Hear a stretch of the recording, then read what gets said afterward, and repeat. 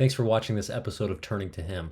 I invite you to just take a few seconds right now at the beginning and subscribe to this channel so that you can get more videos like this in your feed. Thanks again.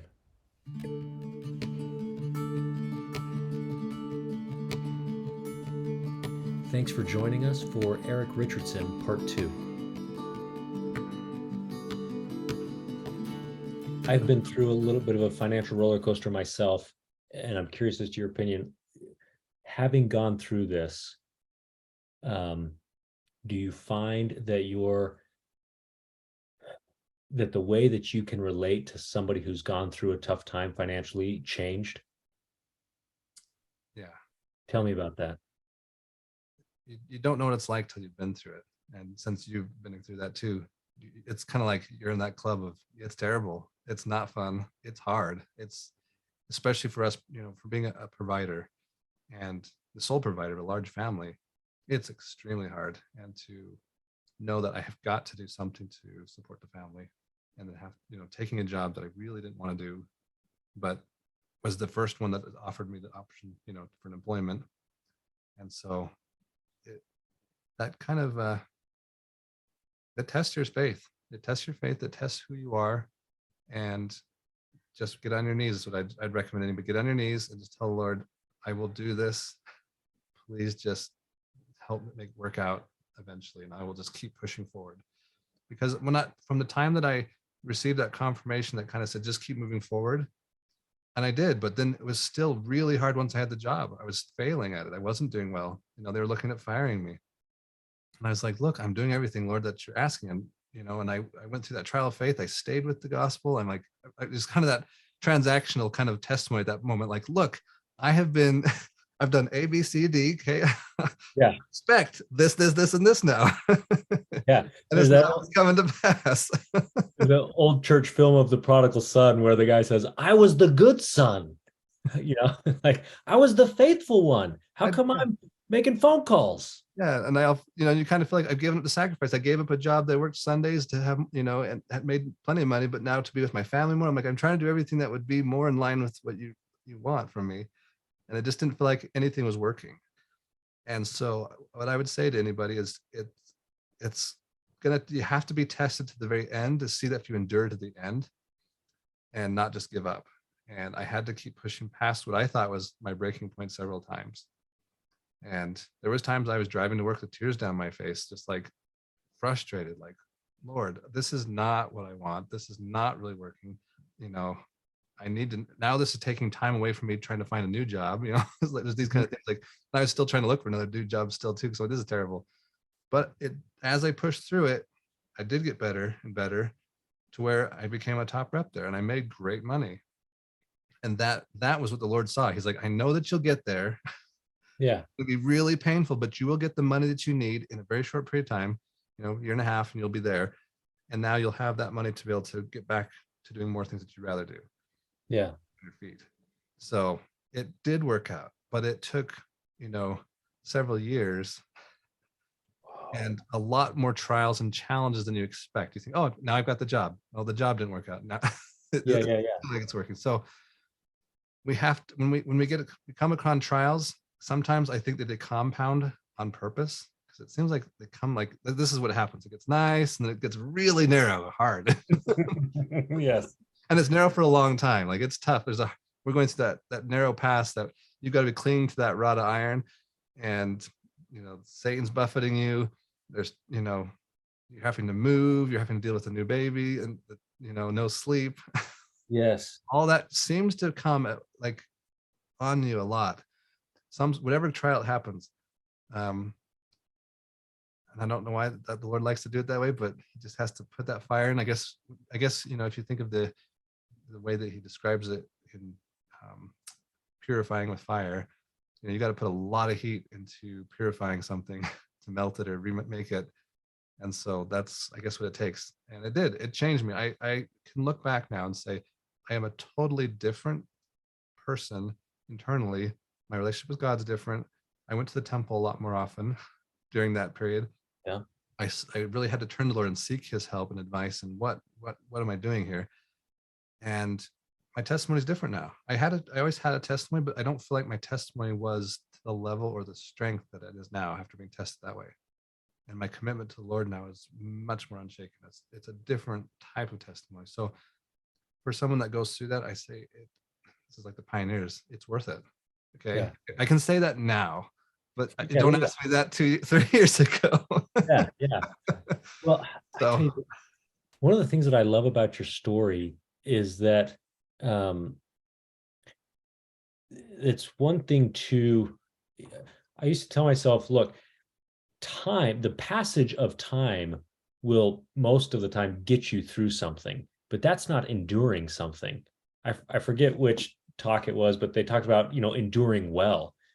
Enduring well isn't just hunkering down and like waiting for the storm to pass. It's working through it.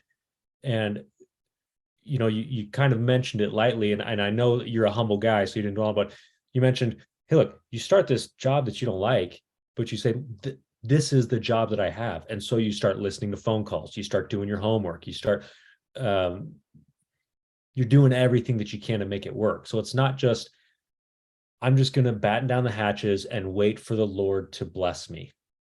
It's okay, the Lord has blessed me in a way that I wasn't expecting, but I have raw material now and I'm going to build with it. I'm going to still pray and ask for help to build. But at the end of the day, I'm the guy that's got to swing the hammer. I'm the guy that's got to cut the wood. I'm the guy that's got to build something out of this, because that's how it works. That's how this life works. and I think that's also the physical manifestation of faith is what I've kind of looked at it is Ah, is saying, okay, I need to physically manifest faith. I'm going to put the effort in, okay, to learning this. I also, I was never a terrible home teacher back in the day of home teaching, but during this period, I became the best home teacher I'd ever been. hmm. Visit all my families. I would call my elders group president and tell them a report on everybody every month, on every family. And the relationships I built with those families, some of this I still have friends with now from that. And I was able to help them in some situations that I was surprised that I didn't realize I would be so helpful. One Yeah. one of the gentlemen that I was home teaching at the time, they were having their third child who was in the military, and all 3 children would be in diapers. They were all really, really close together. And he was literally like going crazy, like, I don't think I can do this, you know. And so, and I didn't realize he was struggling this much when I'd go visit him. His wife was, just about to have the baby. And but because I'd come so often and built this friendship, he finally said, I need to talk to you. He actually called me up. He said, can you come over and talk to me, just me for a little bit? I'm like, sure. So I go over there not knowing what he's going to talk about. And we went on the porch, and he's like, we're about to have a third child. He says, that's going to, so he told me we're going to have 3 in diapers. And he says, I'm already struggling to be a father and to actually enjoy being a parent right now. He's like, it's really, really hard. He's just, it's not really my personality. And he says, I don't know if I can handle this. He's like, how are you handling it? He's like, you have 6 kids. And I had a brand new baby at the time too. And he's like, how does that work? Why do you stay? Yeah. Yeah. And that was a tough question. I was like, well, I've never thought not staying. So, Sure. but it's, I, Wow. I said, well, it is difficult. I said, I agree. I am dealing with a brand new baby that doesn't sleep much, but I said, it's temporary. I said, each of my children have slowly grown and they become more self-contained and able to take care of themselves. Yeah. And I said, that will happen for years. It's going to be tough. I said, it is going to be hard. I said, no doubt. Next couple of years is going to be hard, but it will get easier, and then it'll be wonderful. I said, I'm not a fan of kids under 2 years old. They're cute, but they're hard. Yeah. Yeah. I said, they'll be much easier once they're past 2. They start getting potty trained, etc. But I said, you'll still love them. It'll be great. It's good times. And I said, when you come home from work, I said, you may need to just take a quick breather outside and say, I'm going to go in the house and I'm going to be dad. Yep. Yep. Even if I got to fake it for a little bit. I'm going to fake it for a little bit, fake it to Put make on my it. Walmart smile. I'm going to walk in there. I'm going to be dad. Yep. Go and have tickle fights with them, play Yep. some little kids. I said, you'll get to where you build that relationship. And once the relationship's built, it's not like it's work. It's not so difficult. And so I encouraged him to build a better relationship with his children, and kind of some of the things that I've done, which was just one-on-one time, even with their little babies. Do some one-on-one time with them to get to know them, and they get to know you. And what are the quirky things that dad does to make them laugh? On your funny faces, or you know. Yeah. Yeah. And so I kind of talked through those things that I had learned and done as a father, and he started to do that, and it did get better to where he really thanked me, and they had their baby, and he's been fine. Wow. So I mean, even in this time of intent, this crucible that you're in, the Lord is still using you to bless other people. Yeah, and I needed that to know that I still had some value, okay? Yeah. Because I didn't feel very valuable as a person. Yeah. Seeing where I could help people in ways just from experience of going through my trials, or or just raising a family, could be beneficial. And so I look back on that as one of my, you would think as for service, it's nothing, but just being able to be a friend, build a relationship first. You had to do that first as a prerequisite, and then being there for him to where he knew he could call me and have a discussion man to man about a situation that you would usually not talk to other people about. He couldn't talk to his family about that. He's like, you don't Right. want to sound like you're a terrible father. Right. Right. Right. This outside person like me could do that. So I was glad to be a friend in that kind of service in a way I never thought of serving people. Wow. Eric, I just want to touch briefly. You've given me a lot of time and I appreciate it. I want to touch briefly about, we talked about kind of how you got through this financial roller coaster, but a part of that at your lowest point, now some anti-literature comes in. Talk to me about um, a lot of people take that exit ramp on the freeway of the gospel. There's a pretty solid exit ramp. I And, lost and I, two brothers to it, a sister to it, and many friends to some of this very similar anti-Mormon literature. so And what did you do? And like you said, and I think both of us would reiterate, look, we are not saying you should strengthen your testimony by studying anti-material and then praying about it. No, no, no. That's not what we're saying. But if you find yourself, and maybe you've been reading some anti, maybe you're surrounded by it or whatever, what did you do to not take that exit ramp, to stay on the freeway? I had to come to the terms that it's deceitful first. It's not telling the truth. So that's the first thing. And that's where my degree came into, is just reading it. I was able to see where the methods of persuasion and some of the, tools of deceitfulness were in the art in some of these articles. And I'm like, that is, I would, if I'd turned this paper into my professor back in college, they would have graded me and say, hey, this isn't an honest document. Your debate arguments here are flawed, Yes, So I was able yes. to see that. So I really, I point a little bit to the academic background and helping me identify some of that. And it helped me to just kind of take a stand back, like, because there's some very compelling and deceitful Absolutely. stuff in there. And you're like, what? But as you take a break and you're like, okay, obviously they're twisting this, they're rephrasing things, they're removing some of the context around some of these other things, and you start realizing that it's formulated to destroy faith. I mean, that's what it is. And so, This is not a search for truth. no, it's not Not a a search for truth. no, it's about destroying faith, and it's very persuasive. I mean, the art of persuasion is amazing. I've been in sales for a long time, and I don't want to use it deceitfully, but it's very powerful. And I've known Yeah. salespeople very deceitful, and they're very successful because of their deceitfulness. But when going to sales, you've got to choose what kind of sales rep you're going to be, and you'll never be the top salesman if you're going to be perfectly honest. It's tough. So I don't usually like the very top sales reps. There's usually a reason. Yeah. Did you replace it with anything? It was more temple attendance, definitely study. And I actually took each part of the questions I got out of some of this and went online and all the sort of scriptures and was looking for what is the kind of the correct answer to this. Mm-hmm. And that helped to a degree too. But Yeah. um, this is, I think everyone needs to know this. If you're gonna have trouble on your testimonies, just start reading the Book of Mormon or the Bible. They're both good to research. Um, and I think the Book of Mormon is more interesting because it's just actually a story and history kind of together Sure. and so as you do that, I would then read it saying, how does this apply to me in this situation? And I found that taking that stance, which my mission president taught us to do, is so amazing how the scriptures will speak to you.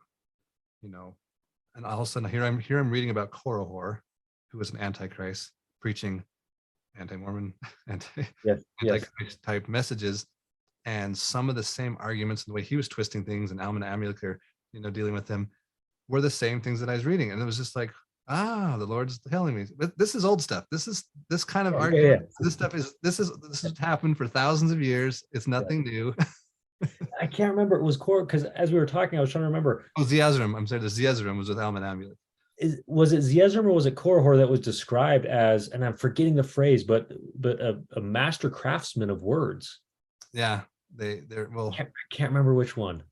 Go back and look which one it is now. Yeah, Exactly. Both that's the homework Zeezrom, assignment. Nihor, and Korihor all use similar tactics. There's no Yeah, there's this is the church is oppressive to you. The church is making money off you. That this isn't true. Deny the Christ and you'll be happy. You get money. yeah, yeah, yeah. All these devices they try to use. It seems like the counsel that we have received over and over again is, look, questions are not bad. Questions are not the problem. It's where we go to find answers to those questions that we either build faith or sink, or destroy our faith. And so if anybody has a question, absolutely tear into it. Now, that's not to say that all the questions have answers, because this is a life of faith, and ultimately our following the gospel requires faith at the end of the day. But tear into your questions, get into them, but just go to sources of truth to find the answers. Right. And I'll take it a step further back. Before you ask the question, you need to have the question of the question. Christ taught this. The lawyer came to him trying to tempt him. What's the greatest commandment, Lord? And the Lord says, what readest thou? What is the commandment? It's like, well, love thy neighbor as thyself. And then the Lord goes with the parable of the Good Samaritan. What did the Lord do? He asked the question, well, what is the best question? So I had to do this myself. And I've talked to some other friends of mine and my brothers about their faith. And when they have these questions, I say, well, but what's the question behind the question that you want? This is the first question you ask, do you want your covenants to be real? Do you want the blessings? Do you want God to exist? Do you want him to be there in your life? First question. All the rest of your concerns first need to stem on, do you even want to plant that seed of faith that Alma talks about, and have faith in God? I mean, do you even want that? Yeah. What's the fruit of the question? Are you asking this question because you are really inquiring, or are you asking this question because there's a thorn in your side and you're trying to justify a behavior, or you're trying to cover something up? Got to go back to the first question. Do you want God in your life? First. If the answer is no, don't worry about the rest of the questions. Just, you can leave. Don't worry about it. But if the answer is yes, well, then is this, are the covenants and is the gospel and is the teachings something that's brought you happiness? Okay, great. But now you can water the seed, and we can now while you're doing that, we can research the question. That's fine. But you now have started a path of faith at the same time as you're dealing with the question that's driving you down. But you're not throwing your shelf off the wall. My friend's like, my shelf fell off the wall and I don't believe in the church anymore. I'm like, well, you shouldn't just throw the shelf off the wall. All your testimony over something like this. I'm like, and this is an argument too, is how long did I take to develop and put effort into building my testimony and what my knowledge and understanding? I went to seminary and institute, and I've read the scriptures and the family home evenings, all glory, all this time and effort. Am I just going to throw all that investment of time away over a few pages? Yeah. No, I would put the same amount of time back into researching this before I get rid of that investment. That's like dating. That's like my equivalent would be like dating a girl for, a long time, falling in love and think it's perfect. And all of a sudden you find out she has one bad habit and you're like, no, done with this. We're not, break the engagement off. I'm not getting married. Yeah. You put all that time into that courtship. Why would you do that? Good analogy. I like that. Well, listen, again, I really appreciate this conversation. I appreciate your willingness to share. This has been fantastic. And I hope that people out there get inspired. I think this is a common story a common path that a lot of people find themselves on. And I think we're probably at various stages in it. And I hope that people find inspiration by your story. So thank you for sharing that. There's never going to be a shortage of some suffering and challenges in life. That's just part of our lot to be mortal. But I can testify that if you push through it and you stay with the Lord, that it will be okay eventually. It will be okay. It'll be worth it. It's just keep pushing till you can say that. You can't say it's worth it. You got to keep going. Perfect.